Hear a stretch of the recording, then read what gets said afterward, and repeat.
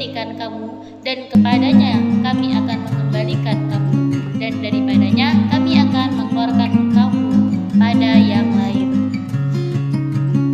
Makna yang kedua yaitu bintang 9, di mana bintang 9 ini memiliki makna dari landasan yang kuat. Bintang paling besar merupakan melambangkan Nabi Muhammad SAW, sedangkan 4 bintang kecil berada di garis atas khatulistiwa berjumlah 4, yaitu menandakan bahwa merupakan lambang dari Khulafaur Rasyidin, 4 sahabat Nabi, dan 4 sebelah kiri dari kanan di bawah garis khatulistiwa itu menandakan bahwa di dunia ini memiliki 4 mazhab, yakni mazhab Syafi'i, Maliki, Hambali, dan Hanafi. Simbol yang selanjutnya yaitu tali dan tampar. Tampar dan tali ini melingkari bumi, memiliki makna persatuan, filosofi kehidupan yang kuat untuk saling menyayangi, mencintai, dan bersatu dalam ikatan hablum minallah. Makna yang selanjutnya yaitu warna lambang NU. Warna lambang NU berdasar warna putih, memiliki arti kesucian, dan warna hijau melambangkan kesuburan. Warna bintang kuning emas yang berada pada lembu menjadi mama surah Al-Baqarah. Sebagaimana dijelaskan dalam Al-Quran, mereka berkata, mohonkanlah kepada Tuhanmu untuk kami agar dijelaskan dalam Al-Quran, menerangkan kepada kami apa warnanya. Musa menjawab, sesungguhnya Allah berfirman bahwa sapi betina itu adalah sapi betina yang kuning tua warnanya, lagi menyenangkan orang-orang yang memandangnya. Quran Surah Al-Baqarah ayat 69. Soal yang kedua yaitu apa saja peran NU setelah Indonesia merdeka? Jawabannya, setelah meraih kemerdekaan, semua tidaklah mudah dan tenang. Tantangan dan hambatan pun terus ada dan menyelimuti setiap rakyat Indonesia. Berbicara tentang perjuangan Nahdlatul Ulama dalam mengawal kemerdekaan, Indonesia adalah salah satu tokoh yang menjadi pahlawan nasional yang disebut sebagai Rais Akbar Jam'iyah Nahdlatul Ulama, yaitu Hadratus Syekh Kiai Haji Hasyim Asy'ari, sang pendiri Nahdlatul Ulama dari Jombang, Jawa Timur. Kiai Haji Hasyim merupakan sebagai sosok sentral sebagai berjuang dalam meraih kemerdekaan. Beliau menyuarakan tentang perjuangan rakyat Indonesia dalam meraih dan mempertahankan kemerdekaan negara Kesatuan Republik Indonesia. Hingga akhirnya muncul kaidah yang disuarakan dengan hubbul waton minal iman, mencintai tanah air adalah sebagian dari iman. Fatwa atau resolusi jihad Kiai Haji Hasyim Asy'ari berisi 5 butir.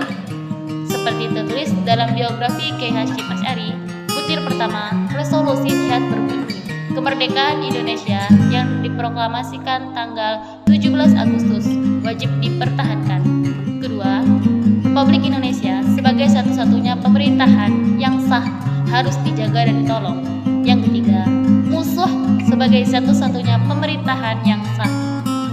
Ketiga, musuh Republik Indonesia yaitu Belanda yang kembali ke Indonesia dengan bantuan sekutu Inggris pasti akan menggunakan cara-cara politik dan militer untuk menjajah kembali Indonesia. Yang keempat, umat Islam, terutama Nahdlatul Ulama, harus mengangkat senjata melawan penjajah Belanda dan sekutunya yang ingin menjajah Indonesia kembali.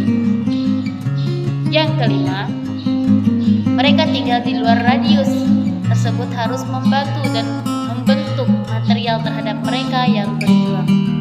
Soal yang ketiga, saat pemilu pada tahun 1955, salah satu pesertanya adalah peserta Partai Nahdlatul Ulama.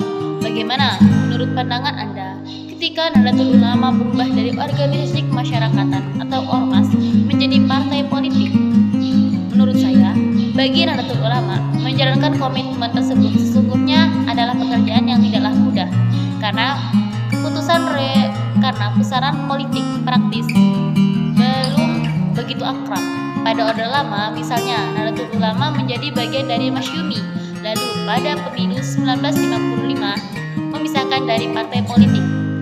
Pada awal Orde Baru, Nahdlatul Ulama pernah bergabung dengan Partai Persatuan Pembangunan atau disingkat dengan P3, lantas menarik diri dengan kembali ke Hintan pada tahun 1926. Ketika reformasi tahun 1998, para tokoh ormas ini mendirikan sejumlah sejumlah partai seperti Partai Kebangkitan Bangsa atau PKB, Partai Nahdlatul Ulama atau PNU, Partai Kebangkitan Nasional Ulama atau PKNU, dan lain sebagainya.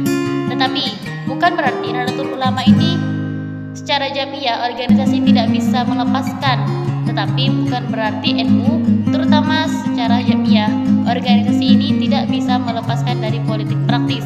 Sejarah mencatat Nahdlatul Ulama juga pernah berhasil menunjukkan kepahlawanannya jauhi area politik praktis dengan Hitah tahun 1926. Selain itu NU juga memiliki modal dasar berupa genetik politik substansialistik. Politik dalam pengertian yang sebenarnya yaitu soal mengangkat dan merawat kemaslahatan umum atau kebaikan bersama. Soal yang terakhir atau yang keempat yaitu sebentar lagi kaum Nahdliyin akan merayakan 1 abad berdirinya Nahdlatul Ulama. Harapan Anda terhadap Nahdlatul Ulama dengan usianya 1 abad ini?